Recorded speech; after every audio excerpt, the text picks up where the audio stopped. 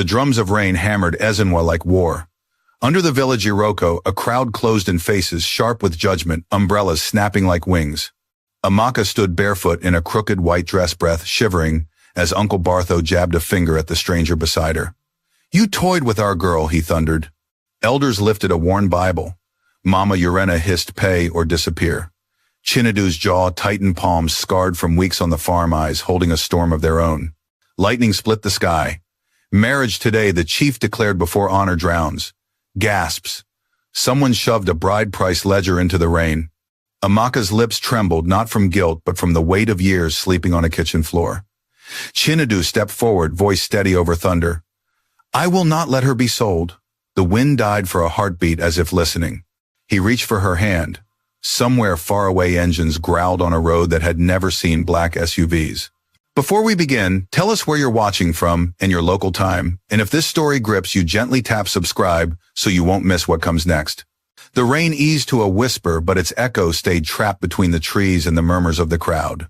Amaka's fingers trembled inside Chinedu's hand, her eyes darting between faces she'd known all her life, faces that now looked like strangers, cold and hungry for spectacle. Uncle Bartho's voice cracked through the hush like a whip. "You think kindness makes you special, girl? You think a poor farmer can save you from shame?" He spat the word shame as if it could drown her. Chinedu turned to face him, his soaked shirt clinging to a frame carved by years of quiet strength. "I didn't come here to steal your niece's honor," he said calmly, though his heart pounded like thunder beneath his ribs. "But I will not stand by while she's traded like grain at the market." The elders murmured among themselves, shifting on their wooden stools. The air smelled of wet earth and palm oil. Papa Okwu, the oldest among them, leaned forward, his gray beard dripping with rain. "Young man," he said, "your words are bold. But in this village, bold words are cheap. Are you ready to prove your intentions before witnesses?" "I am," Chinedu said. He reached into his pocket, fingers brushing a small leather pouch that held far more money than a farmer should ever own. The truth of who he was pressed against his palm like a secret flame. But he wasn't ready, not yet. Not until Amaka was free. Beside him, Amaka lowered her gaze. The muddy ground beneath her toes was cold, but not colder than the life she was about to leave behind. She had grown up in this compound, fetching water at dawn, scrubbing pots until her hands cracked, sleeping beside smoke and rats. Now, with one word, these same people wanted to marry her off to a man they barely knew. She should have been terrified, but when Chinedu spoke, her fear softened into something strange, something warm. Papa Okwu nodded solemnly. "Then the law of Ezinwa shall decide," he said, lifting his hand. "The girl will be his wife by evening, the bride price 60,000 naira, paid in full before the drums stop tonight." Gasps cut through the air. Even Auntie Urena blinked, her greed flickering into disbelief. 60,000! That's more than a harvest, but Bartho's eyes gleamed. "He's been strutting like a peacock since he came," he sneered. "Let's see if he can back his pride with coin." Chinedu didn't flinch. "You'll have your money," he said. "Every naira." The words left his mouth before his mind could catch them. For a moment the world seemed to tilt. Then the elders rose and the crowd scattered to prepare. The rain began again, softer this time, as if blessing the madness. When the last villager left, Amaka turned to him, eyes wide. "Why did you agree?" she whispered. "You owe them nothing." He hesitated. The truth perched on his tongue like a restless bird. "Because I owe myself peace," he thought. But what he said was simpler. "Because you deserve more than chains, Amaka. And if I walk away, they'll find someone worse." She blinked back tears. "You don't even know me." "Then I'll start learning," he said quietly. "If you let me." That night, the village buzzed with gossip. Smoke rose from cooking fires, blending with the scent of roasted yam and thunder. In a small hut behind the compound, Amaka sat alone while Auntie Urena barked orders outside. The older woman's laughter rang sharp as broken glass. "Who would have thought," she said to her daughters, "that foolish Orphan would fetch us 60,000? The gods have eyes, after all."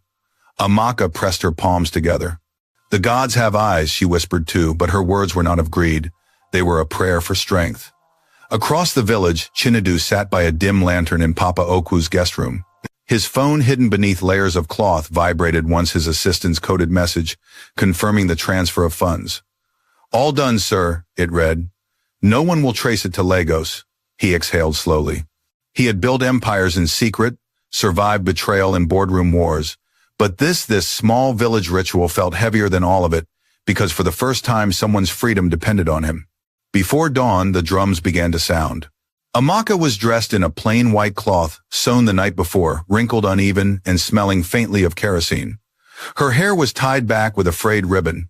When she looked in the cracked mirror, she barely recognized herself. Not because she looked poor, but because she looked resigned. Madame Urena entered, adjusting her geo with pride. "Don't act pitiful, girl. A man is paying for you. That makes you worth something for once." Amaka didn't respond. She had learned long ago that silence was her only defense. Outside, the village gathered again beneath the big Iroko tree. The sun struggled through gray clouds, painting everything in a dull silver glow. Papa Okwu stood in the center, Bible in hand, voice deep and rhythmic, as he recited the vows. "Do you, Chinedu, take Amaka as your wife before the eyes of men and the gods?" "I do, Chinedu," said his voice firm. "Do you, Amaka, take this man as your husband?" Amaka hesitated. Her throat tightened. She thought of her parents, of the fire of years spent swallowing pain. Then she looked up at him, the man who had faced a village storm for her. "I do," she whispered. At that exact moment, lightning flashed and the sky cracked open. Rain poured down in wild sheets, drenching everyone. People screamed and ran for shelter, but Papa Okwu kept reading, water dripping from his chin. "May the heavens bless what man cannot understand." Chinedu removed his wrapper and draped it over Amaka's shoulders. "Come," he said softly. "Let's find shelter." Uncle Bartho appeared, his face twisted with greed and triumph. "Take her," he said. "She's yours now. And remember, no refunds." They walked away through the storm, their steps heavy, their silence louder than thunder. The world behind them blurred into gray and mud. When they reached Papa Okwu's compound, the old man's wife gasped. "God have mercy, look at them like spirits washed ashore." She ushered them inside, handed Amaka a wrapper and a bowl of steaming tea. The warmth hit her chest, chasing away the chill. "Rest," the old woman said gently. "You are safe here." Safe. The word felt foreign. Later that night, as the rain eased, Chinedu showed her to a small room behind the kitchen, a square of cracked walls, an old mattress, one small window. "It's not much," he said, ashamed. Amaka smiled faintly. "It's more than I've ever had." He watched her lay down, exhaustion softening her face. Outside, frogs croaked and crickets hummed, a strange symphony of peace after chaos. He lay on the floor beside the bed, staring at the roof. "Chinedu," she whispered after a while. "Yes, why did you really marry me?" He turned his head toward her, meeting her eyes in the dark. "Because you gave water to a stranger when you had none for yourself." She didn't reply, but tears rolled down silently, disappearing into the pillow. Hours later, when the lantern died, a soft wind brushed through the cracks in the wall, carrying with it the scent of wet soil and palm leaves. In that small room, two broken lives rested side by side, unaware that their story had already begun to rewrite the fate of everyone in Ezimwa. Outside, deep in the village, a pair of eyes watched their window flicker out. Madame Urena whispered to her husband, "Let them enjoy tonight. Soon his kindness will dry like rain on stone." But in the darkness, where the sound of the storm still lingered, something else was being born, quiet, fragile, and unbreakable hope. Dawn crawled over Ezimwa like a weary traveler, its light trembling through mist and mud. The storm had left puddles that mirrored the sky, and from the small back room of Papa Okwu's compound came the faint crackle of a cooking fire. Amaka was already awake, sweeping the damp floor with a bundle of palm leaves. Her dress clung to her knees, and her hair was still damp from the night before. She moved quietly, careful not to wake. Chinedu, who slept, curled near the door, one arm resting over his chest like a man guarding an invisible wound. She paused for a moment, studying him. Even in sleep, his face carried something heavy, a mix of grief and gentleness she didn't understand. No man had ever spoken to her with respect before. No one had ever called her worthy. That word alone had shattered something inside her. Something she hadn't realized was still breakable. When he stirred, she quickly turned away and went to light the fire. The smell of smoke filled the air. Moments later, his voice came from behind her, soft and rough with sleep. "Good morning." She nearly dropped the firewood. "Good morning, sir," he smiled faintly. "Sir, you'll make me feel like an old man. Just Chinedu." She hesitated, then nodded. "Good morning, Chinedu."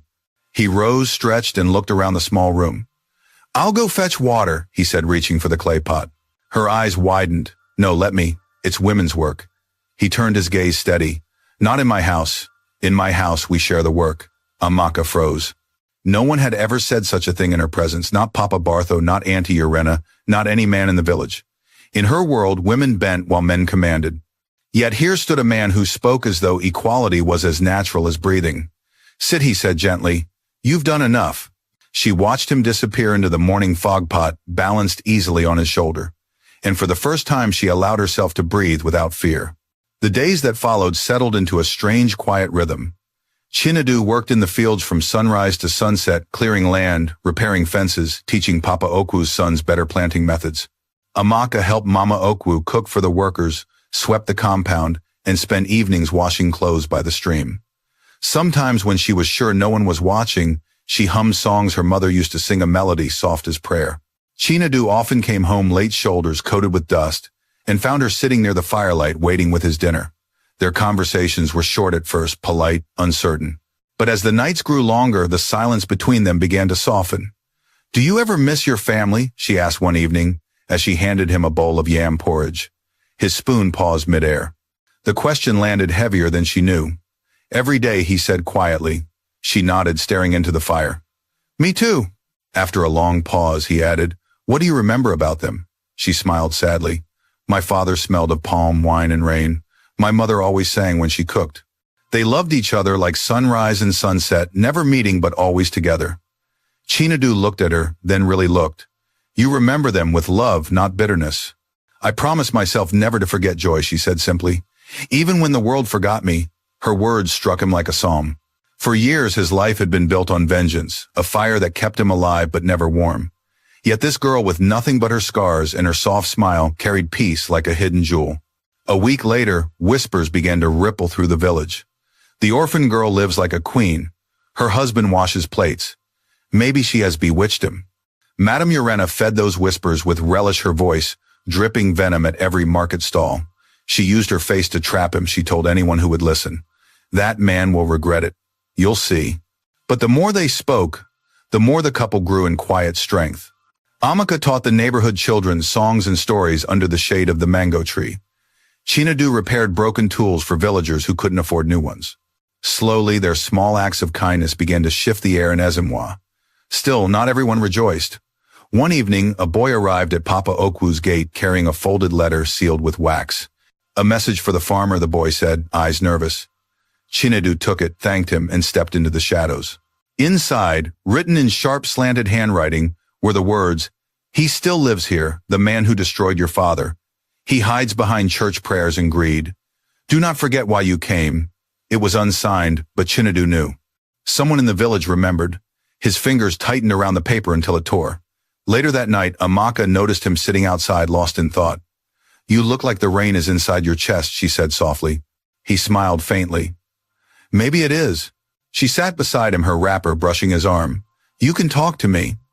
He hesitated, then said, "Have you ever wanted revenge?" Amaka's gaze drifted toward the moon. "When I was younger, yes. I dreamed of seeing Auntie Urena cry the way she made me cry. But then I realized, if I keep wishing for pain, I'll never stop feeling it."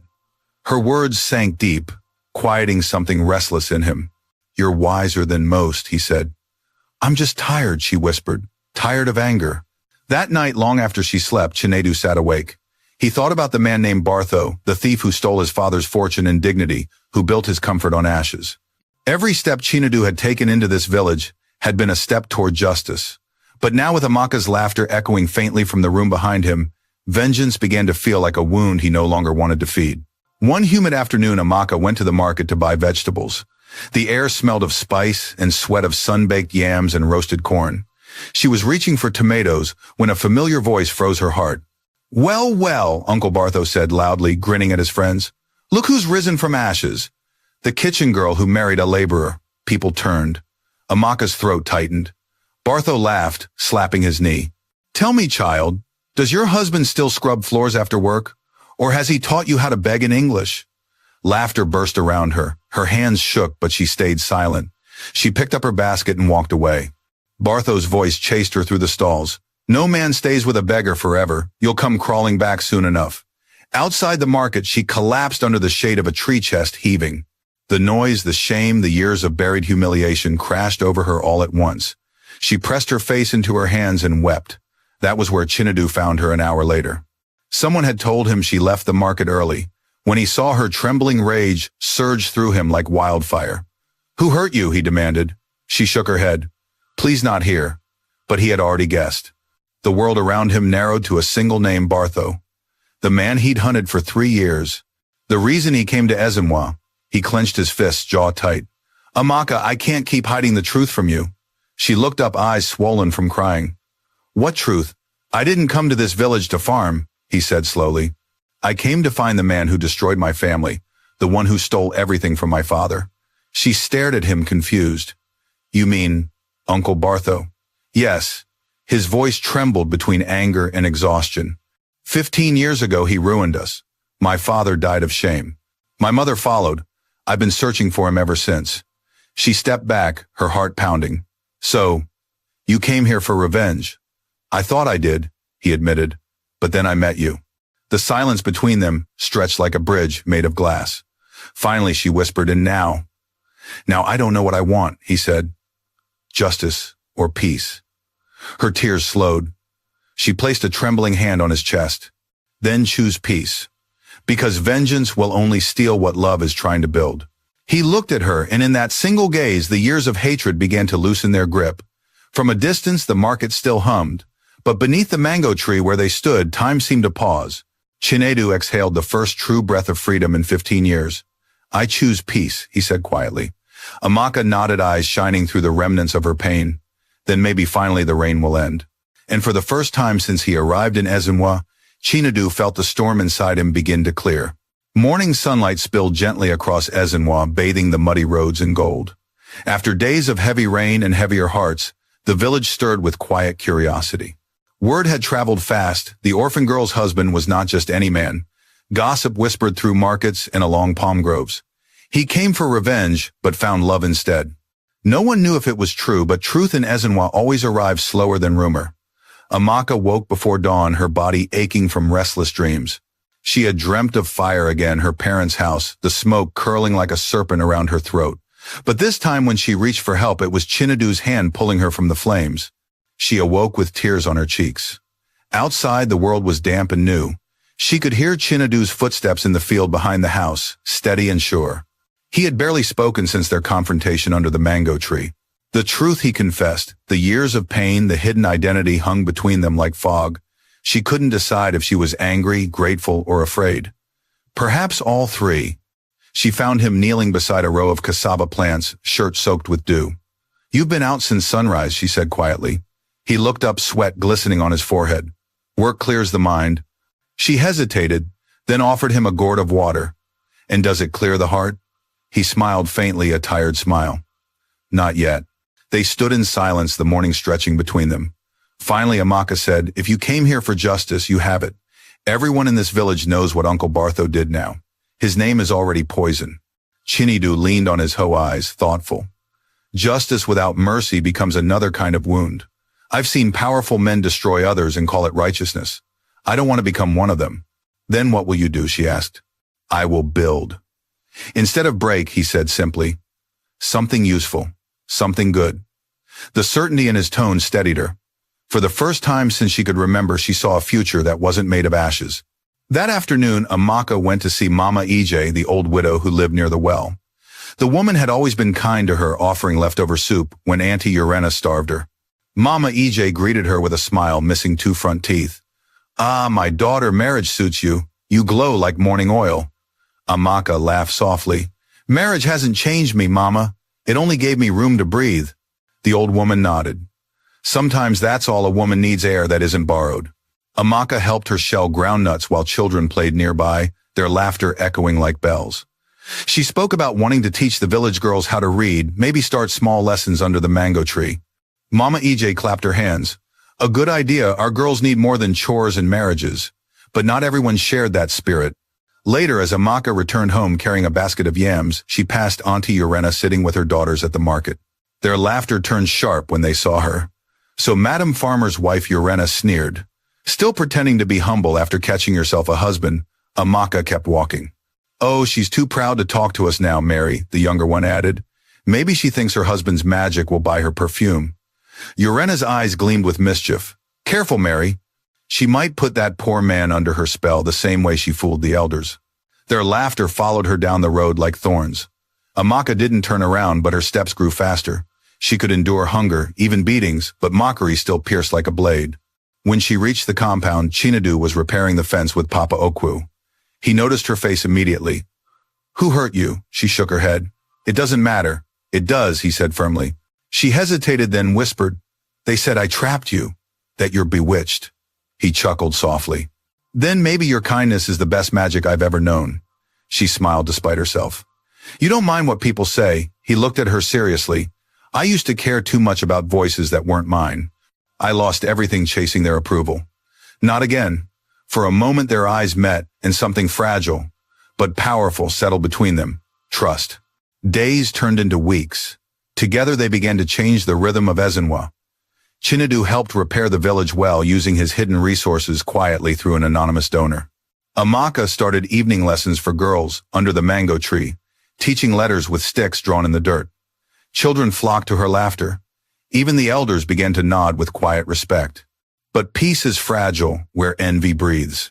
One hot afternoon, as the sun burned white over the fields, a convoy of shiny motorbikes rolled into Ezenwa. The sound shattered the quiet like thunder. The villagers rushed to the road whispering, "Who are they, government people?" Chinadu stepped outside frowning. The bike stopped near the market square, and from the lead vehicle descended a tall man in a crisp white agbada, gold rings flashing on every finger. His smile was wide but hollow. Uncle Bartho. For weeks he had hidden from public shame, but greed had brought him back. His debts had grown, and he'd come seeking forgiveness or perhaps opportunity. He spotted Chinadu and raised both hands dramatically. "My son," he boomed. "You have every right to hate me, but I came to make peace," the crowd murmured. Chinadu's voice was calm. "Peace is not a speech, Bartho. It's change." Bartho's smile wavered. "I was young and foolish when I wronged your father. Take back what I stole. I will sign my land over to you." Chinadu shook his head. "I don't want your land." "What then, money?" No, Chinadu said firmly. "You will give it to the people you've cheated all your life, to the widows. To the children who fetch water for miles while you drink palm wine in shade." Bartho's face twisted. "You insult me in front of my people." "These are our people," Chinadu corrected. "And you insulted yourself long before I arrived." Silence fell. The villagers exchanged glances. For the first time, someone had spoken to Bartho without fear. Amaka stepped forward, her voice steady. "You taught me cruelty, uncle, but I learned mercy elsewhere. If you truly want peace, give back not to us, but to the next generation." Bartho looked from her to the watching crowd. Pride wrestled with shame. Finally, his shoulders sagged. "Very well," he said, voice trembling. "I'll do as you ask." He turned and walked away, his once proud stride heavy as stone. That evening, Chinadu and Amaka sat under the same mango tree, where they had once argued, the air scented with ripening fruit. The village around them buzzed softly with talk of what had happened. "Do you think he meant it?" she asked. "Maybe," Chinadu replied. "Maybe not. But his confession wasn't for him, it was for everyone watching. A reminder that no sin stays buried forever." Amaka leaned back against the tree trunk, eyes following a line of birds crossing the orange sky. "You sound like a preacher," he laughed quietly. "No, just a man learning how to be human again." She turned to him, her expression soft. "And what will you build now?" He smiled. "A school. A place for orphans, for girls who were told they're nothing. I'll call it the Hope Center." Her breath caught. "You mean it?" "Yes. And you'll run it, Amaka. You've carried enough pain to know how to heal others." Tears shimmered in her eyes. "I don't know if I'm strong enough." He reached for her hand. "You're the strongest person I know." The crickets began their song, and the first stars appeared over Ezenwa. For a long moment, neither spoke. The past still lingered, but it no longer defined them. Then softly she said, "Chinadu, yes, I think I'm late." He frowned. "Late for what?" She smiled through nervous laughter, one hand resting gently on her belly. "For my moon. It's been 2 months." The realization hit him slowly, then all at once. "Amaka." "You mean?" She nodded, eyes bright, with a mix of fear and joy. "We're going to have a child." Chinadu's breath left him in a rush. He pulled her close, laughter and tears tangled in his throat. "After all that loss, life still finds us."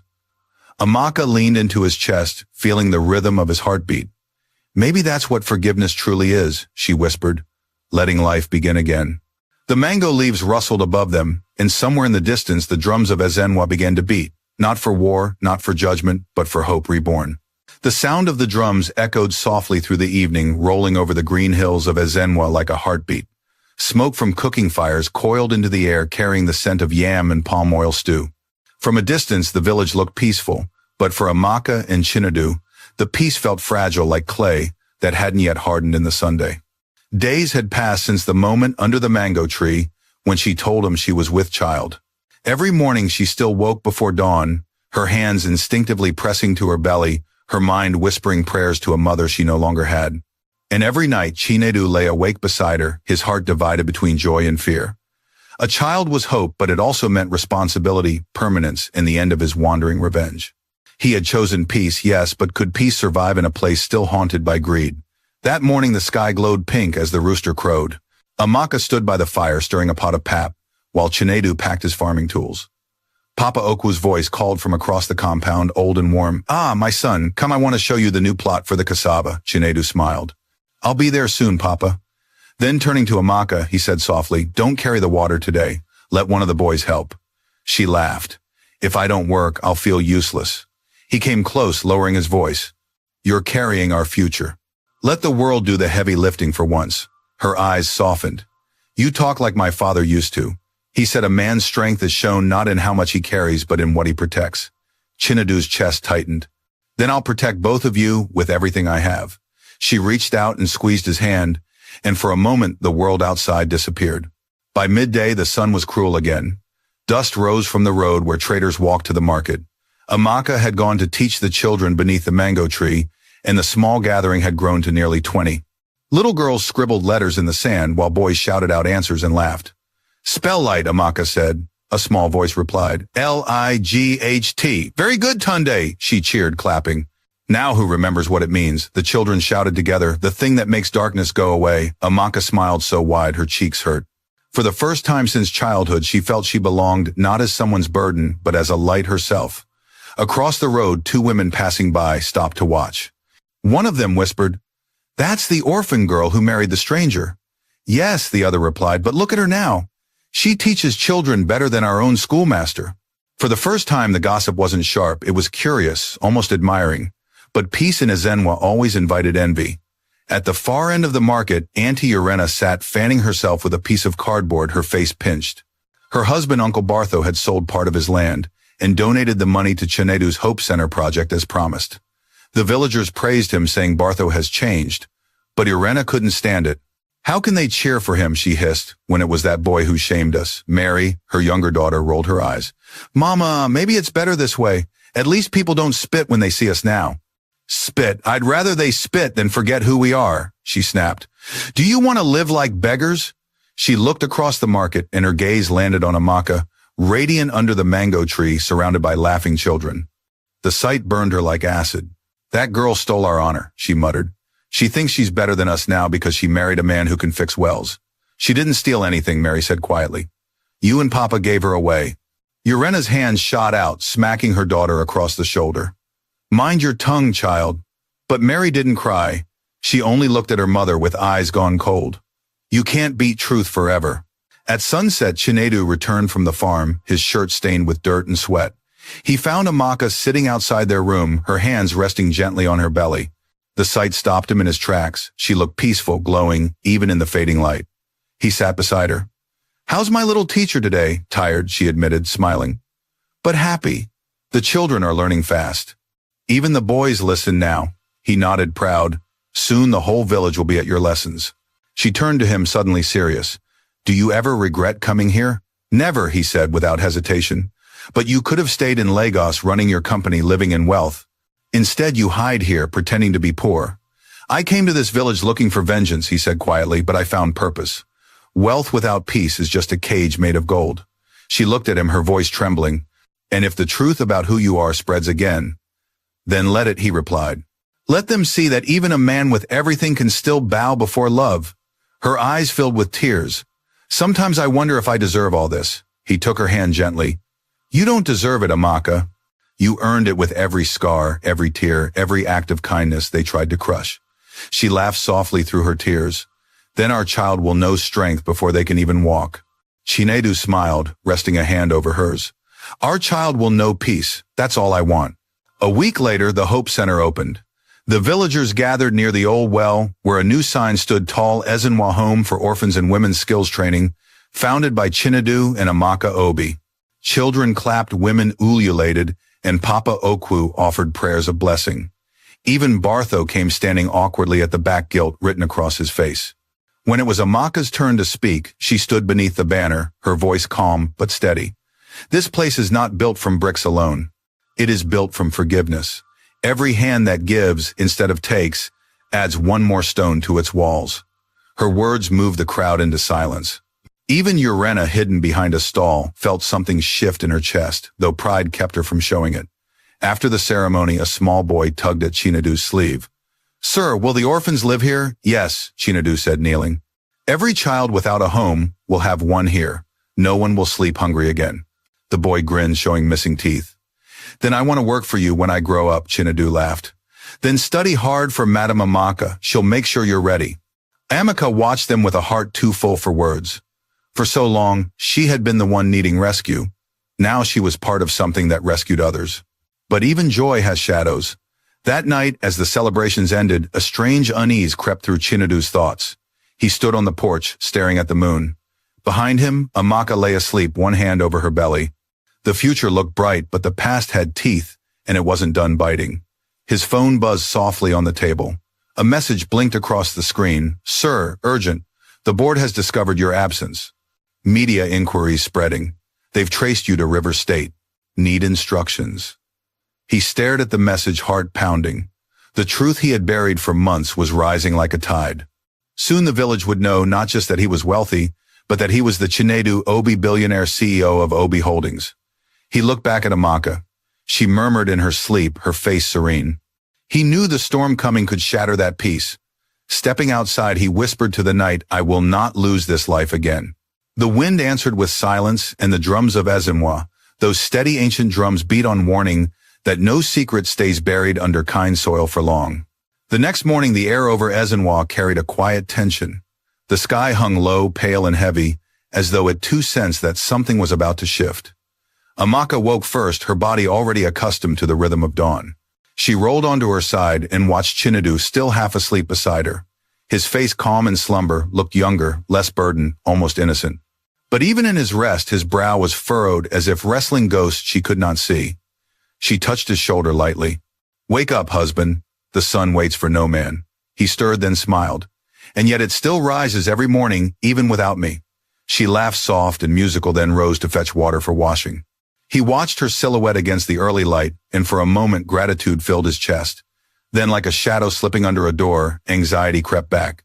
He could still see last night's message flashing in his mind. "The board has discovered your absence." How long before the quiet life he'd built here was ripped open? How long before journalists came sniffing around, dragging cameras and questions into a place that barely had electricity? By the time he stepped outside, the compound had come alive with the smell of roasted plantain and the sound of laughter. The orphans from the new center were already sweeping the yard, singing a song Amaka had taught them. "Kind hands build the road, soft hearts make the home." He stopped listening. Their voices, fragile but confident, pierced something deep inside him. He remembered the boy. He had been lonely, angry, burning with vengeance. If only I had met a voice like theirs back then, he thought. Maybe my road would have been shorter. Amaka came out carrying a small pot of pap. "Eat before the field calls you," she said. "I've noticed your strength fades faster these days." He chuckled. "Maybe it's old age." She gave him a mock glare. "Or maybe you worry too much." "What is it you're not telling me?" He froze spoon halfway to his mouth. "Why do you ask?" "And because I can feel it," she said simply. "You've been somewhere else in your mind these past nights. If there's trouble, I want to face it with you." He looked down, guilt twisting through him. Not yet, he thought. Let her rest a little longer inside the peace she built. "It's nothing," he lied gently. "Just tired." She studied him, unconvinced, but decided not to press further. "Then eat more. You'll need strength." Later that day, the village square buzzed with excitement. Two men from Lagos had arrived, strangers in pressed shirts and shiny shoes, clearly out of place among the red dust and laughter of Ezenwa. They carried briefcases and a car that gleamed like a mirror. Children ran after them, shouting, Uncle City, Mama Ig whispered to her neighbor. "These ones look like people who count money for breakfast." The strangers parked near the market and asked the first shopkeeper they found, "Where can we find Mr. Chinedu Obi?" The man blinked. We have many Chinedas. You want the one who farms or the one who sings at weddings? The one who built the orphanage, the taller stranger said impatiently. A woman carrying cassava overheard and pointed down the road. Ah, you mean our teacher's husband? That one is humble. You can't miss him. By the time they reached the orphanage compound, Amaka was outside teaching the children how to plant vegetables. The strangers hesitated at the gate, watching her laugh as the kids buried tiny seeds in the soil. One of them whispered, "That's his wife." "Yes," the other said. "The papers will love her." When Amaka noticed them, she straightened, brushing dirt from her wrapper. "Good afternoon, sirs. Can I help you?" They exchanged glances. "We're here for Mr. Obi." "Is he home?" She frowned. "My husband is at the farm." "What matter brings you? It's urgent business from Lagos," one replied, his tone clipped and formal. "We represent Obi Holdings." The name struck her like lightning. For a moment, she thought she'd misheard. "Obi Holdings, yes, ma'am. The company your husband owns." Her lips parted, but no sound came out. The children stared wide-eyed, sensing something important had just been spoken. When Chinadu returned an hour later, the men were waiting on the porch, their shoes dusty from the road. He froze when he saw them, his heart plunging. He had hoped for more time, days, maybe weeks, but fate had already kicked down the door. "Sir," the taller one said, stepping forward, "we've been looking everywhere. The board has grown restless. The press got wind of your disappearance. You need to return to Lagos immediately." He sighed heavily. "I told you I needed time. The company will survive without me." "Sir, the company can survive. The truth won't. There are reporters on their way here tonight, maybe tomorrow.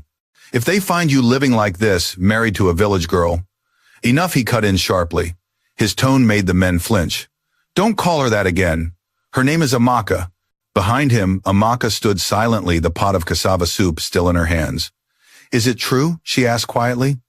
He turned slowly, guilt etched into every line of his face. "Yes." The men stepped aside, awkward, as husband and wife faced each other. The air between them felt thick, unbreathable. "You lied to me again," she said. It wasn't anger that filled her voice, it was exhaustion. "After all we went through, you still hid yourself." "I didn't want this world to touch you," he said desperately. "I came here to heal. I wanted to protect what we built before people turned it into a story." She laughed bitterly. "A story, that's all my life has ever been to others, something to whisper about. I thought with you, it would be different." "Amaka, please." "No," she said, stepping back. "I don't care about your riches or your name. But you made me believe we were equal. You asked me to trust you. How can trust grow in soil full of secrets?" Silence pressed down. Even the birds seemed to hold their breath. The men glanced at each other, uncomfortable, and finally muttered, "We'll wait by the car." When they were gone, Chinadu reached for her hand, but she pulled away. "I never lied about loving you," he said. "That part is real." Her voice trembled. "Then prove it. Stay." He swallowed. "If I don't go, everything I've built will crumble. Thousands of workers' families depend on me." "And what about this family?" she whispered, one hand instinctively over her belly. The question struck him harder than any accusation. He stared at her, torn clean in two. "Give me 1 week," he said finally. "I'll return and make everything right." "People who leave always say that," she murmured. But she saw the storm in his eyes, and despite her pain she nodded. 1 week, no longer. That night, after he left with the men, the village felt emptier. The room they had shared seemed too quiet, the lantern's glow too small. Amaka lay awake, listening to the wind press against the window, whispering doubts she didn't want to hear. In the distance, thunder rumbled, a storm, gathering far beyond the horizon. She pressed a palm to her belly and whispered, "Your father will come back. He must." At dawn, the village awoke to the distant roar of engines. Black SUVs rolled down the same dirt road that had first carried Chinadu here months ago. Cameras glinted behind tinted glass. Reporters shouted questions before the vehicles even stopped. "Is it true the billionaire is hiding in this village? Who is the mysterious woman living with him?" Mama EJ, watching from her doorstep, shook her head. "Ah, the city has found us at last." By mid-morning, Ezinwa no longer belonged to itself. In Lagos, Chinedu sat in his high-rise office staring at the skyline. The city looked like a glittering monster, beautiful from afar, but always hungry. His assistant handed him a stack of papers, each one filled with headlines. "Missing CEO found living among villagers. Love or scandal, billionaire's secret marriage." He dropped the papers onto his desk, the weight of them heavier than steel. He had fought his whole life to control his name, to shape his destiny. But now the truth was no longer his alone. He rose slowly, looking out at the city that had once been his kingdom. You can own the world, he murmured, and still lose your home. Far away in the small village of Ezenwa, Amaka stood on the porch of the orphanage, watching the horizon. Somewhere out there, the man she loved was fighting ghosts of his own making. And as the first drops of rain began to fall, she whispered, not in despair, but in quiet resolve, "Then I will fight for what we've built here until he finds his way back." The drums began again that night, rolling through Ezenwa like thunder carried on hope's breath. Rain arrived that night, like an old visitor, uninvited, persistent, and full of memory. The tin roofs of Ezenwa sang beneath it, and the wind pressed cold fingers through every crack in the walls. Amaka sat by the window, her face half lit by the flame of a kerosene lamp. Beside her, a letter lay unopened, its paper already curling at the edges. It had arrived from Lagos that afternoon, brought by a driver wearing a suit too fine for the red dust of the village. She had wanted to open it immediately, but fear had stopped her hand. What if it said he wouldn't return? What if this was his goodbye, written in polite, distant words? The thought hollowed her chest. Finally, she unfolded it, careful not to tear the edges. "My dearest Amaka, the storm you feared has arrived. The city doesn't forgive secrets, especially when they belong to men like me. Every newspaper calls me a fraud. Every reporter wants to turn our story into their profit. I've denied nothing, because to deny you would be the real lie. They call you the orphan bride. They say I lost my mind in the village, that poverty bewitched me. Let them. I've known power, Amaka, and it never gave me peace. You did. If I can hold on to that truth, then I've already won. Give me a little time. When I return, it won't be to hide again, but to build our life out in the open. Tell the child growing inside you that his father fights not for wealth now, but for honor. Your husband always, Chinedu." The tears came quietly, but they didn't taste of pain. For the first time in weeks, hope felt real again, small, steady, like the lamp that refused to die, even when the wind howled. She folded the letter, pressed it to her heart, and whispered, "Come home soon." The following days tested her resolve. Ezenwa, once sleepy and invisible, had turned into a spectacle. Journalists from Lagos, Port Harcourt, even Abuja came with cameras, microphones, and questions that sliced through the peace like knives. "Mrs. Obi," one reporter shouted, shoving a recorder near her face. "Is it true your husband abandoned you?" Another asked, "Did you know he was a billionaire when you married him?" Amaka's eyes flashed. "No, I didn't, but I knew he was kind. That's worth more than gold." Her words made headlines. By evening, village wife defends billionaire husband, kindness worth more than gold. The villagers gathered around the newspaper clippings with awe. "Our Amaka speaks like a queen," someone said. "She's not afraid of city people." But attention was a double-edged blade. It brought admiration and envy. One night, under the flicker of lanterns, Auntie Urena approached her outside the orphanage. Her wrapper was faded, her eyes restless. "So now you are the great Madame Obi," she sneered. "How quickly fortune changes hands." Amaka met her gaze without anger. "Fortune changes, Auntie, but hearts can too." Urena scoffed. "He will forget you. Men like that always do." "Maybe," Amaka said softly, "but if he does, I will still have this." She gestured toward the orphanage, its small windows glowing with lamplight, children laughing inside. "The peace we built doesn't depend on his return." Urena stared at her for a long moment. There was no venom left in her eyes, only exhaustion. "You speak like a preacher," she muttered, then walked away into the dark. Meanwhile, in Lagos, Chinedu faced his own storm. The boardroom at Obi Holdings was a jungle of suits and polished anger. Men who had once bowed to him now spoke his name with disdain. "You've embarrassed this company," one of them said coldly. "Disappearing to marry a village girl while shareholders panic. You've lost your mind." Chinedu leaned forward, eyes burning with calm fire. "You built your empires on fear. I built mine on work, and I'll rebuild it again, this time with a conscience." Another man slammed a fist on the table. "You think morals fix balance sheets?" "No," Chinedu replied evenly. "But they fix men. And when men are fixed, the world follows." Silence spread like oil. He turned to his lawyer. "Prepare the statement. I'm resigning as CEO." Gasps filled the room. "You can't be serious." "I am," he said. "The company will continue without me. But I won't let its greed define my child's future." By evening, the news broke across every major network. Billionaire Chinedu Obi steps down, says he chooses peace over power. His phone buzzed endlessly, but he ignored it. Instead, he packed a small bag, the same one he had carried the first day he walked into Ezenwa, pretending to be a poor farmer. The circle had closed. Back in the village, life carried on beneath the hum of curiosity. Amaka taught her lessons each morning. then spent afternoons expanding the garden behind the orphanage. She worked with the widows who once whispered about her teaching them to weave baskets to sell in the market. The profits went into school books and medicine. Every night she lit a small lantern in the window, a quiet signal to the man she believed would return. "So he can find his way home," she told the children when they asked.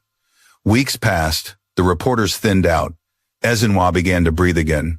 Then one bright afternoon, as the children played outside, the sound of engines returned, not the harsh roar of journalists this time, but something slower, familiar. Amaka's heart stopped. She stepped out into the sunlight, just as a dust-covered SUV came into view. The door opened and Chinedu stepped out. No suit, no guards, just a simple white shirt and that same quiet strength in his eyes. The children screamed first. Uncle has come back." They ran to him, clinging to his legs. He laughed through tears, lifting one child in each arm. Amaka stood frozen. He crossed the distance slowly, every step heavy with apology. "I'm sorry," he said, voice breaking, "for hiding, for leaving, for thinking peace could exist anywhere you weren't." Her eyes blurred, but her voice stayed steady. "And what about your empire?" He smiled. "I gave it up. I'd rather build something that can't burn." She looked at him for a long moment, then stepped forward, pressing his letter into his hand. "You already did." He opened his mouth to speak, but she silenced him with a kiss, soft, trembling, and full of everything words could not say. The children cheered, clapping wildly. Somewhere a drum began to beat. Papa Okwu appeared from behind the gate, grinning. "Ah, so the prodigal son returns," Chinedu laughed, wiping his eyes. "And this time I'm home to stay." That evening, the village gathered under the big iroko tree. The air smelled of jollof, rice, roasted corn, and rain-washed earth. People danced, sang, and celebrated not wealth but restoration. Amaka stood beside Chinedu as elders offered blessings.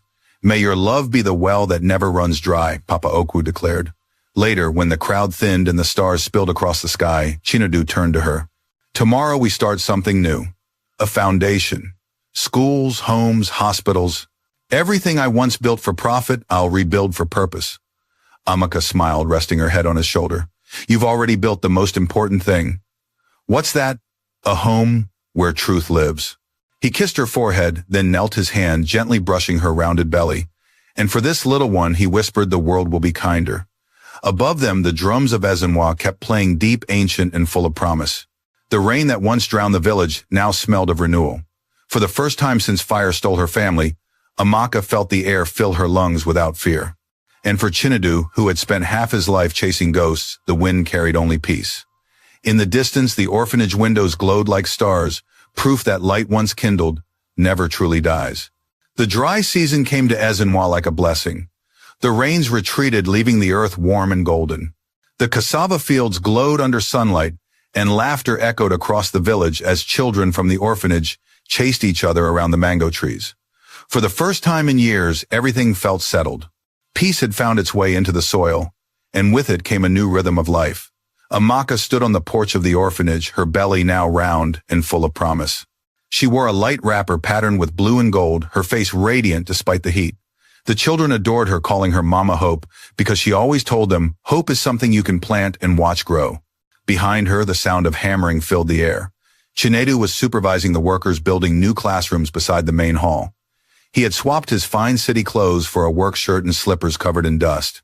Sweat clung to his neck, but his smile was unshakable. "Slowly, my brothers," he called to the builders. "We don't need speed, we need strength. These walls must last longer than we will." Papa Okwu, sitting on a stool nearby, chuckled. "Ah, you sound like an old chief already." Chinedu grinned. "Maybe peace makes a man old. Or wise," the old man said. "But I prefer wise." The two laughed together. Behind them, Amaka approached with a bowl of cool palm wine. "Rest, husband. The sun is fierce today." Chinedu took the bowl, wiping his brow. "You spoil me too much." "Then it's fair," she teased. "You've built a whole school for my children. I can at least offer you palm wine." He took a sip, sighing in satisfaction. "You know, there was a time I thought happiness had to be earned with blood and struggle. Now I see it just needs honesty." Amaka's smile softened. "Honesty and forgiveness. The rest grows naturally." Their hands brushed. It was a small gesture, but it carried the weight of every hardship they had survived.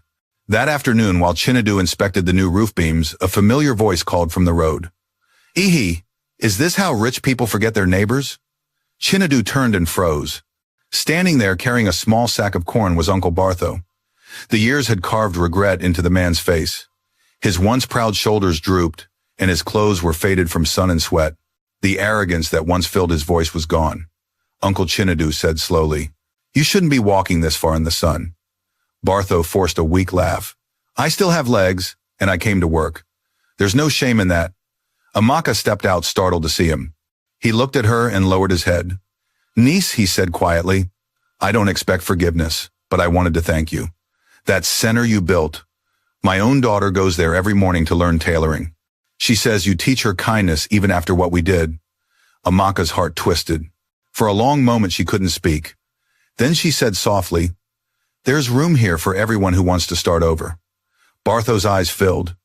"You sound like your mother. She was like that, gentle, even when the world was cruel." Chinedu stepped forward, resting a hand on the old man's shoulder.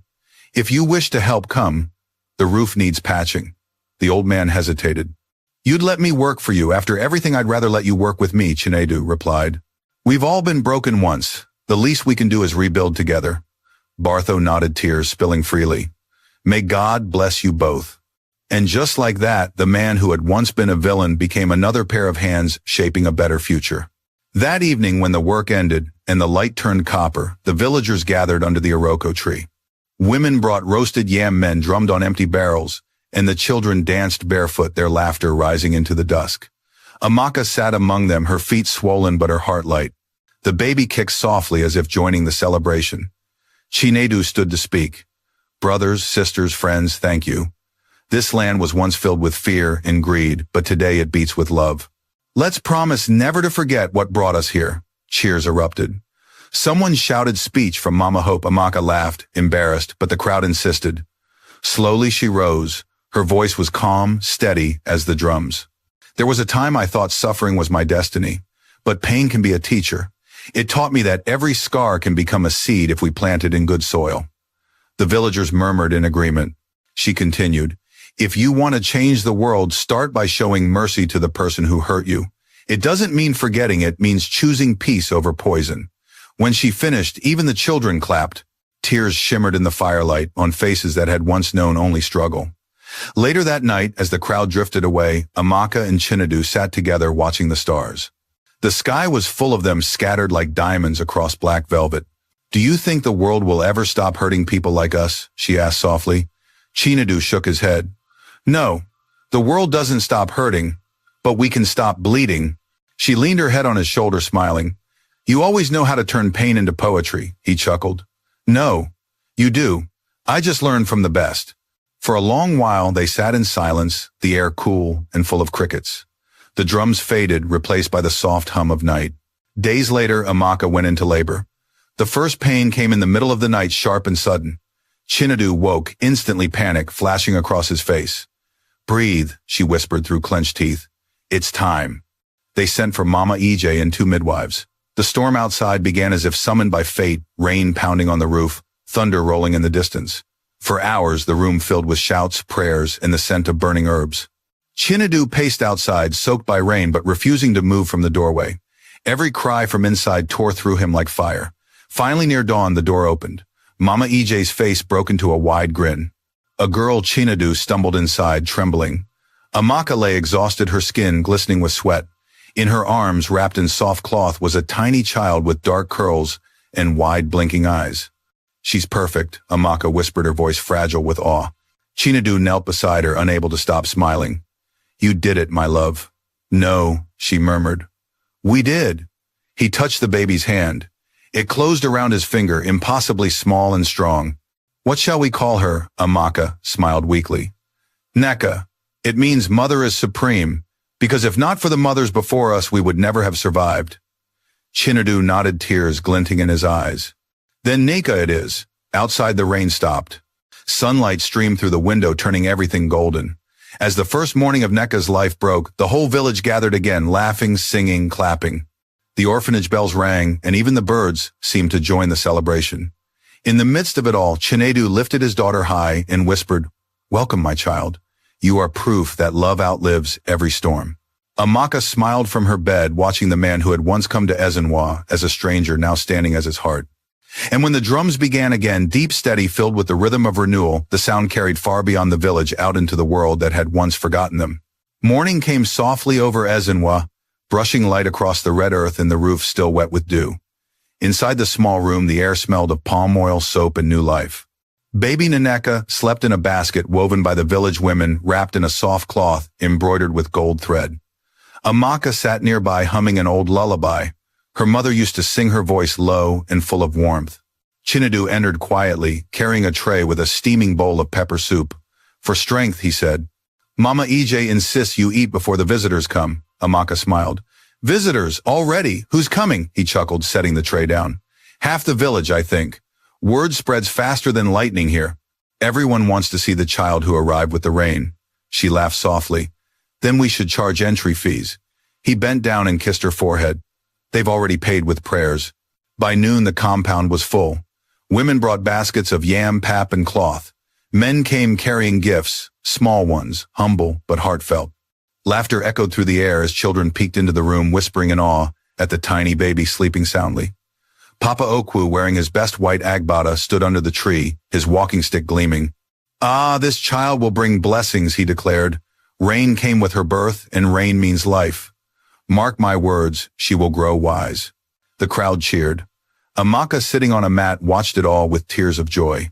For years she had been treated as nothing, an orphan, a servant, a burden. Now the same people who once looked away came bearing gifts and blessings. It felt unreal, like living inside a song she never believed she'd hear. Chinedu stood beside her, one arm resting protectively on her shoulder. He greeted everyone with humility, refusing any special treatment. We're all family now, he told them. If one eats, all eat. His words rippled through the crowd like wind through tall grass. When the noise faded and evening came, the family sat together under the big Iroko tree. Neka slept in her mother's arms. The sky above burned orange, and the drums from the neighboring village carried faintly through the distance. Amaka looked at her husband. Do you ever miss Lagos? He paused, considering. Sometimes the noise, the speed, the endless ambition. But when I think of what it cost me, the silence here feels richer. What cost my peace? He said simply. I spent years chasing power because I thought it would heal what Kelvin stole from me. But power feeds pain. It doesn't cure it. Amaka nodded. And now? Now, he said, glancing at her and their child.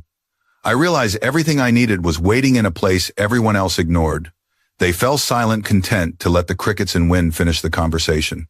A week later, a black car arrived at the edge of the village. Its sleek body gleamed under the sun, too foreign for Ezinwa's dusty roads. The driver stepped out, holding a briefcase. Good afternoon, he called. I'm looking for Mr. and Mrs. Obi. The villagers, always curious, followed the man to the orphanage compound. Chinedu stepped out of the workshop, wiping his hands. That's us. How may I help?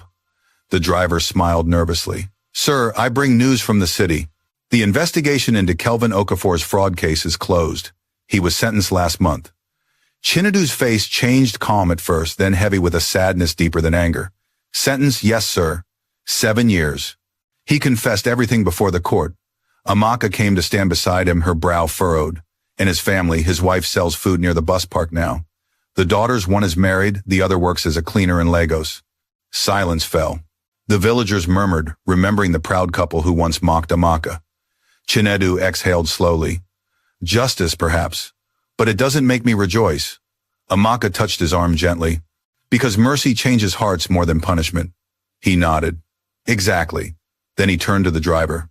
Thank you. If they ever need work or shelter, tell them they're welcome here. Let their lesson end with kindness. The man blinked, stunned. You would forgive them. Chinedu's eyes softened. Forgiveness doesn't erase the past, but it keeps it from poisoning the future. When the driver left, the crowd whispered in awe. He forgave the man who ruined him, someone said. Truly, this is not an ordinary man. But Chinedu only smiled. Ordinary men can still choose extraordinary peace. That night, after everyone slept, Amaka walked barefoot to the small garden behind the orphanage. The moon shone full, silvering the leaves and the path. She knelt by the patch of earth where they had planted cassava months before the soil cooled beneath her fingers. Thank you, she whispered to the night, for turning my pain into purpose. She heard footsteps behind her. Chinedu. Talking to your crops again, he teased softly. She smiled. They listen better than most men. He laughed, kneeling beside her. Then tell them I'll need advice on raising our daughter. She'll teach you herself, Amaka said. You'll see. He looked at her, his face lit by moonlight. You always sound like you know the future. I don't, she said, but I know faith. And faith builds futures. They stayed there side by side the quiet night, wrapping around them like a promise. Weeks passed. The orphanage school opened officially with songs, prayers, and laughter. Children from nearby villages came, some barefoot, some shy, all hungry to learn. Amaka taught them reading and writing, while Chinedu showed them how to farm, repair tools, and build things with their hands. The center became more than a school. It became the heartbeat of Ezinwa. Widows found work there teaching crafts. Young men repaired the roofs and painted walls. No one went hungry. One afternoon, as Chinedu fixed a water pump, a reporter from a national paper arrived, this time alone, without the noise of a news crew. Sir, he said, notebook in hand, I covered your story last year. Billionaire hides in village. It went viral. But I returned because the ending wasn't complete. Chinedu looked up. And what ending do you seek now? The truth, the reporter said. Not about your wealth. About why you stayed. Chinedu smiled faintly.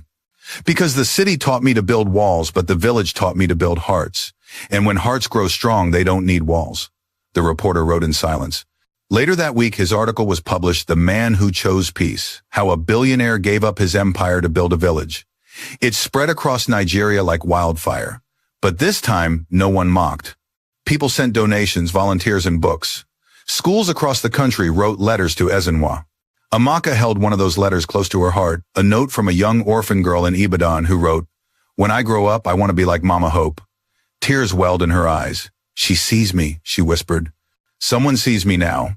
Chinedu smiled, watching their daughter crawl across the mat. The world finally caught up to the woman I met under the rain. They sat together in the fading light, Neka, between them the air thick with gratitude. Above them, the moon climbed high again, the same moon that had once witnessed their pain, now watching their peace.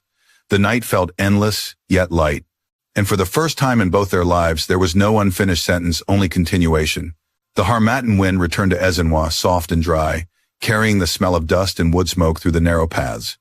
It was the season when mornings came wrapped in fog, and evenings whispered through the trees like old songs. The orphanage had grown. Its white walls now stretched beyond the mango grove, and the laughter of children never seemed to stop. Amaka sat under the veranda nursing baby Nneka while reading a letter from the governor's office. Her fingers trembled slightly as her eyes moved down the page. The government had offered to fund more orphanage branches, 3 across the region, under her and Chinedu's name.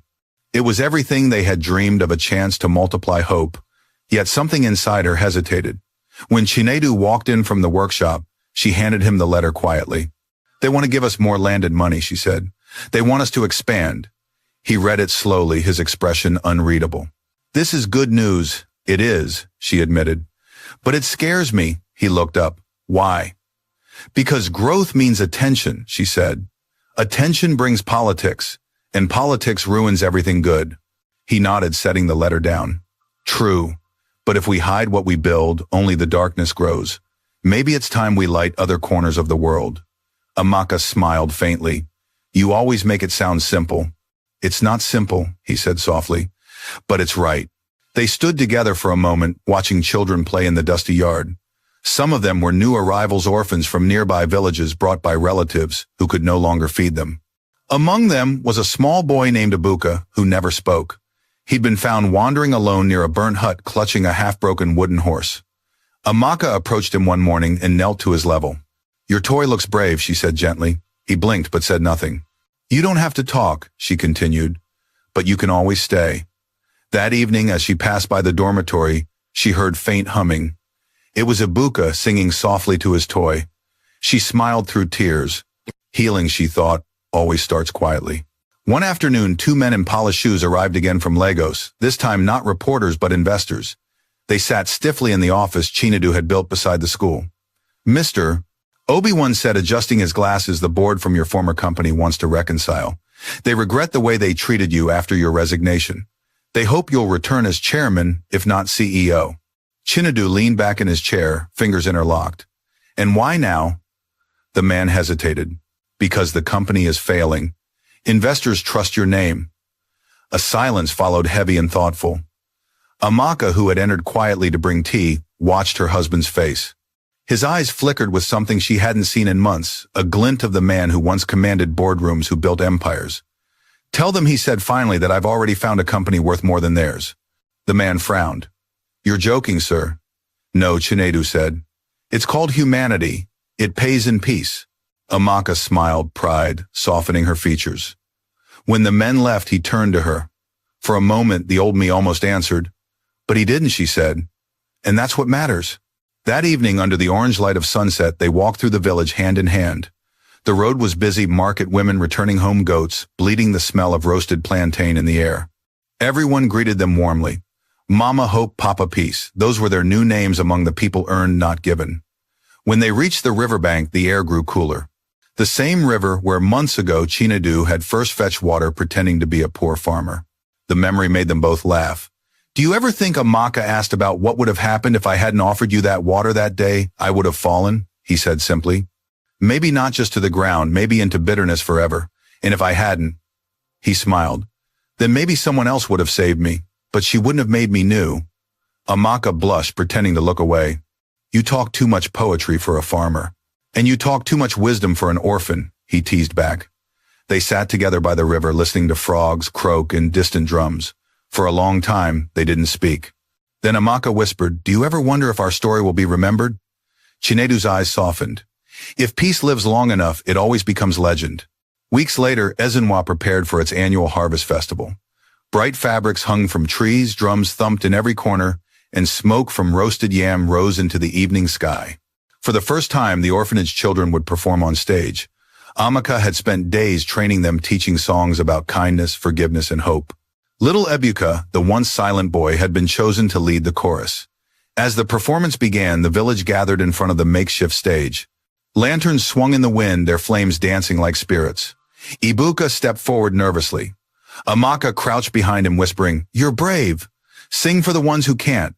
He nodded, then began softly, "We were seeds under ash. The rain found us, we grew. Love is not thunder. It's the quiet that stays after the storm." His voice, fragile but pure, filled the air. The crowd fell silent. When the song ended, there were tears everywhere, men wiping their faces, women pressing hands to their hearts. Chinedu clapped first. "Well done, my boy," he shouted. The children bowed. Mama EJ sniffed loudly. "Ah, this one will make angels jealous." After the performance, Amaka found Ibuka standing alone by the tree. "You sang beautifully," she said. He looked up shyly. "Mama Hope. Can I stay here forever?" Her eyes shimmered. "As long as you wish, my child. This is your home." Later that night, after the crowd dispersed, Chinedu and Amaka sat outside watching the sky. Baby Nieka slept between them, breathing softly. Fireflies blinked in the dark like scattered stars. Chinedu spoke quietly. "When I first came here, I wanted revenge. Now I only want legacy." Amaka looked at him, curious. "What kind of legacy?" "Not of wealth," he said. "Of warmth. I want every child who passes through these walls to grow believing that goodness is possible. That's a legacy no one can steal." Amaka reached out, taking his hand. "You've already built it." He shook his head. "We built it. Together." A gentle wind swept through the compound, carrying laughter from the children's dormitory.